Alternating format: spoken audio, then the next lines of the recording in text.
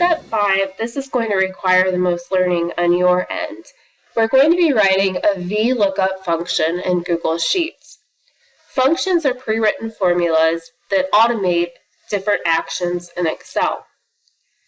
There are different parts of a function, and both Excel and Google Sheets are really good about telling you what you need to type next. So for example, the VLookup function, we start every formula and function with an equal sign. So I'll type in that equal sign, and then we type in the function that we're going to use, and in this case, it's VLookup.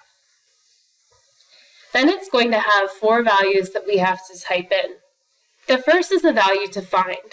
The value to find is the number that we're using to link our student data with our TBT data. That's their student identification number. Then we need to tell it the range to search. That range is going to be our Fluebrew results.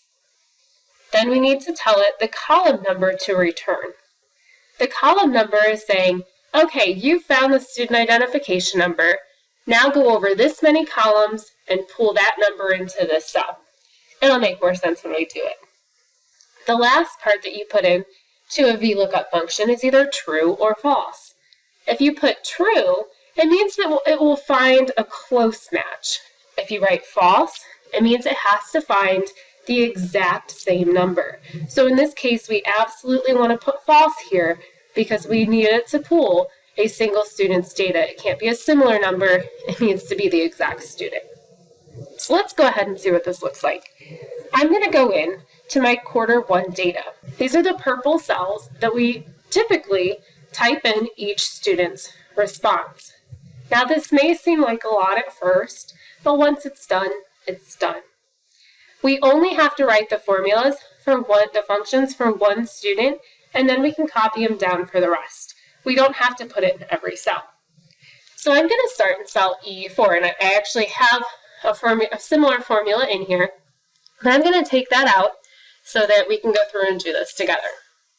So our first step when we get in the cell is to type our equal sign, indicating that we're going to write a formula or a function in this cell.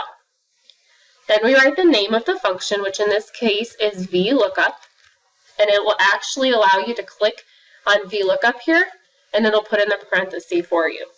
So there's my parenthesis, and then if I click past the parenthesis in order to start typing, it tells me exactly what to put where. The search key is the value that we want to find.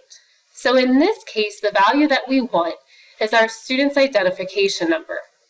So for this case, in this row, row 4, A4 contains the student's identification number. And you can actually just click the cell A4 and it will automatically type it in for you. After each part, we have to put a comma. So I'm going to enter a comma telling Excel or Google Sheets that I'm ready to move on to the next step. The next part is the range that we're looking at, and we're going to need to go to our grade sheet in order to get this range. So I'll switch over to the range sheet while I'm still in the function, and I'm going to select from C9 to P23. You want to start with whatever column contains your student ID number and end wherever your results end. So make sure you include everything in that range, and a range is a group of cells. If I just click and drag across that range, it'll automatically type in the data for me. Now the one other thing that you're going to want to do here is put in some dollar signs. So we do have to add something to that formula. So I'm going to go, all I have to do actually is press F4. When I press F4, it's going to put dollar signs in front of both the column letter and the row number that tells it, stay in this range, don't leave, this is the same range for all of my students. So pressing F4 there is very important. Once you have that in, we can put in our comma, saying we're ready to go to the next step. I'm going to stay on the grades sheet for the next step. The index is the column number that we want it to return. So right now I'm looking at the first question, and I have to figure out what column that is in. So I start in the beginning column of my range, and I count over until I get the number I want. So in this case, 1, 2, 3, 4, 5, 6, 7, 8, 9, 10 is the number that I want it to return. So I type in 10, then I put in my comma to say I'm ready for the next step, and I type in false. Remember, false says we need it to return the exact same number. Once you have all that in, you can go ahead and press enter. It'll take you back to your Q1 data or whatever sheet you're working on, to that sheet. And you'll see that it did give me the number 1. Now you're probably thinking, I don't want to have to do this again. What you can do is drag this formula across that row. So in the bottom right-hand corner, there's a little blue box. If I click that blue box and I drag it across, it's going to copy that formula. The problem here is that it will start switching some different numbers because we didn't put dollar signs everywhere.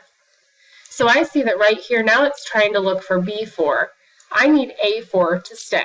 So I'm going to change that to A4, change the C4 to A4, change the D4 to A4, and that was my fault for not putting a dollar sign in front of it. And then the last thing you want to do, right here in cell E4, it's returning the 10th column. Well, F4, we want it to return the 11th column. And then in G4, we want it to return the 12th, and then the 13th, and then the 14th.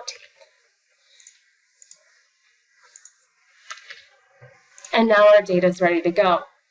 What I can do from here is select that entire row for my students, then go to that bottom right-hand corner, that blue box, click and drag it down. That's called our fill handle, and it's going to pull in the data for all of my students. I no longer have to go through and type them in one by one, and once you have that formula written, you can keep using it. All you have to do is verify it's pulling the right data. Once you put in your post-assessment data, it works the same way. You do it for the top row, and then just copy it down.